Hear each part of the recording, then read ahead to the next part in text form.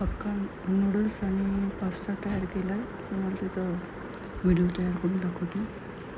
आता मी पास्ता केला. पास्ताची पण रेसिपी दाखवते आणि नूडल्सची पण.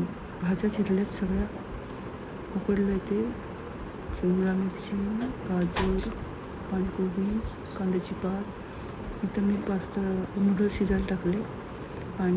पाणी गरम केले आणि त्याच्यामध्ये नूडल्स टाकलेत. थोडंसं तेल टाकले. हे नूडल्स चांगले शिजून द्यायचे.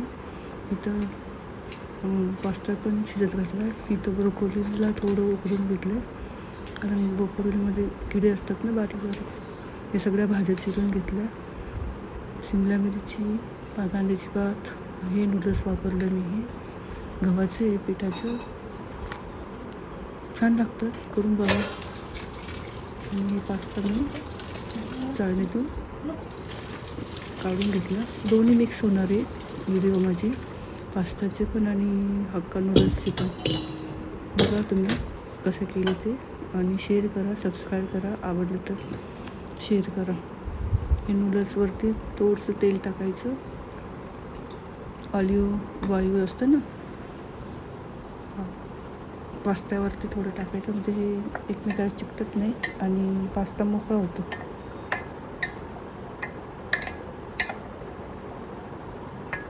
छान झाले दोन्ही पण. नूडल्स पण छान झाले आणि पास्ता पण छान झाला. आज हेच जेवण केलं आम्ही सकाळी.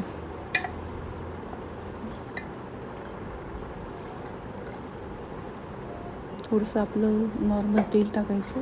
आता हे सगळं मी फोडणी कशी देते तुम्हाला मी थोडं थोडं दाखवते.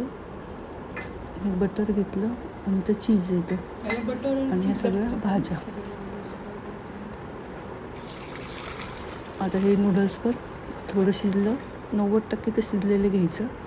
कुठल्या पण नूडल्स म्हणा, पास्ता म्हणा, 90% शिजून घ्यायचं आणि गाळून घ्यायचं.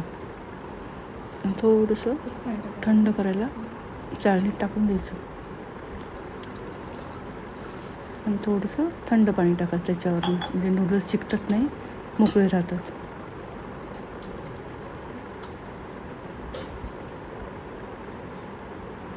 थोडंसं तेल टाकायचं.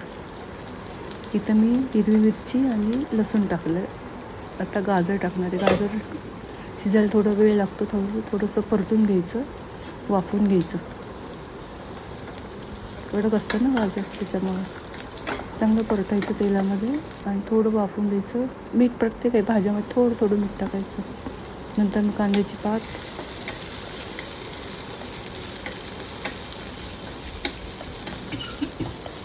एक एक दाखवते तुम्हाला. तेल टाकलं, लसूण टाकलं, हिरवी मिरची टाकली, गाजर टाकलं, कांद्याची पात टाकली, शिमला मिरची टाकली. चांगलं परतून द्यायचं. तेलातच परतायचं आणि गॅस मोठाच ठेवायचा. एकसारखं हलवायचं. थोडं वाफून द्यायचं, कारण गाजरला वेळ लागतो. नंतर कांद्याची पात आणि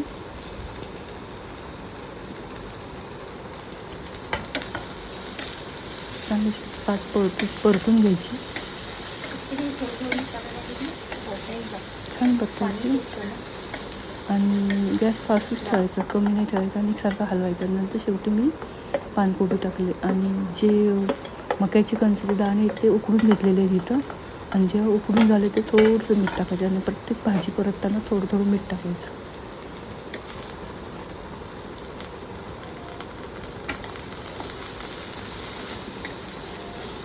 सर्व भाज्या एकदम अर्धवट शिजायला पाहिजे.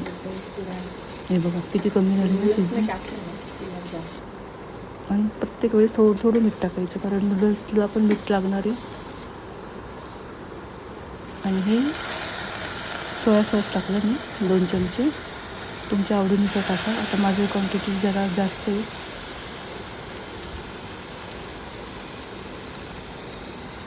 हे हिरवं मिरची नाही का, त्याचा सॉस आहे तिखट. हिरवी मिरचीचा सॉस आहे, तिखट असते हे. आणि हा सोया सॉस. हे 3 सॉस वापरले आणि चांगलं परतून दिलं. Chilli sauce. आता नूडल्स टाकले आणि सगळं एकदम दोन्ही चमच्याने असं एकसारखं हलवून घेतलं. सगळ्या भाज्या मिक्स व्हायला पाहिजे आणि नूडल्स सगळे एकत्र म्हणजे घट्ट झालं नाही पाहिजे, असं मोकळं झालं पाहिजे. आणि अजून एक चमचा घेऊन दोन्ही बाजूनी हलवायचं. छान झालं टेस्ट वगैरे. आणि थोडंसं टेस्ट करून बघायचं मीठ वगैरे कमी आहे का काय. छान झालं, मस्त झालं. करून बघा, आवडेल तुम्हाला.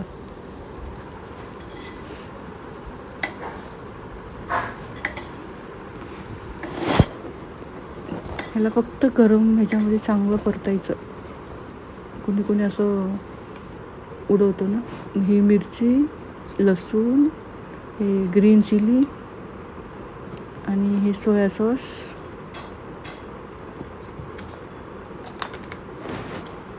आणि डार्क सोया, हे 3 लागतातच. लसूण मोठा लागतो, त्याला बारीक चिरायचा. हिरवी मिरची पण लागते. ऑलिव्ह ते नाही का काळं असतं ते, हे पास्त्यामध्ये टाकलं.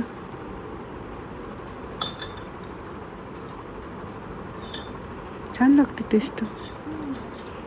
तुम्हाला आवडत असेल तर टाका. पहिलं तेल टाकलं अगोदर, बटर टाकलं, नंतर लसूण, नंतर हिरवी मिरची आणि ढब्बू मिरची पिवळी टाकली.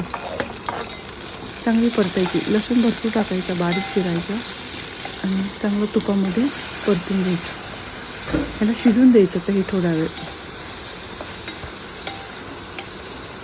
थोडीशी मक्याची दाणे आणि नंतर परतल्यानंतर हे चांगलं परतून द्यायचं. शिजवलेलं आपण आहे ना पास्ता, ते परतून द्यायचं. मग हे परतून झाल्यानंतर हे सगळं काढून व्हाईट सॉस तयार करायचं. ह्यात थोडंसं कुठलंही तेल टाका तुम्हाला तुमच्याकडे असेल ते. ही बाटली बघा, ह्यातलं ते टाकलं बघा, ब्लॅक ऑलिव्ह. हे बघा, हे असं काढून घेतलं मी परातीमध्ये. आता व्हाईट सॉस तयार करायचं, त्यासाठी बटर टाकायचं. बटर चांगलं मेल्ट होऊन द्यायचं. आपण ह्याच्यामध्ये मैदा टाकणारे, चीज टाकणारे, हे सगळं साहित्य समोर घ्यायचं. कारण ह्याच्या गुठळून नाही व्हायचं. दूध घ्यायचं गरम करून, दूध गरमच पाहिजे ह्याला. मैदा थोडा थोडा घ्यायचा. आता 4 माणसाचं करत असेल तर 4 चमचे घ्यायचं, 2 माणसाचं करत असेल 2 चमचे आणि एकसारखं हलवायचं. आता आमच्यात 4 माणसं म्हणून 4 चमचे मैदा घेतला आणि त्यात दूध टाकून गुठळ्या नाही होऊन द्यायच्या, एकदम एकसारखं हलवायचं.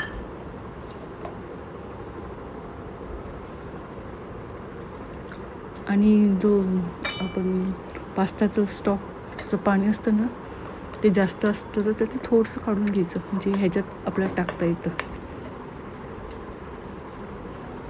हे फक्त बटर, चीज ह्याचाच प्रकार आहे. दूध टाकलं कारण पास्ता भरपूर आहे ना, मग हे दूध गरम टाकलं आणि हे चीज.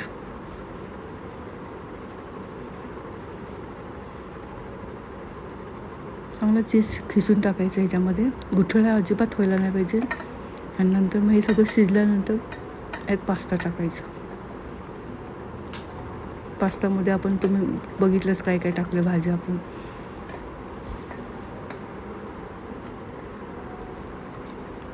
आणि हे एकसारखं हलवून घ्यायचं छानपैकी, मस्तपैकी. आणि हे सर्व पास्ता मी आता ह्यात टाकून घेते.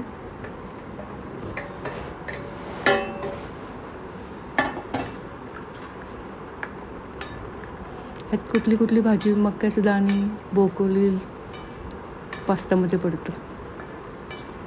आणि ह्यात मिरी पावडर, थोडं मीठ आणि ऑरिगॅनो आणि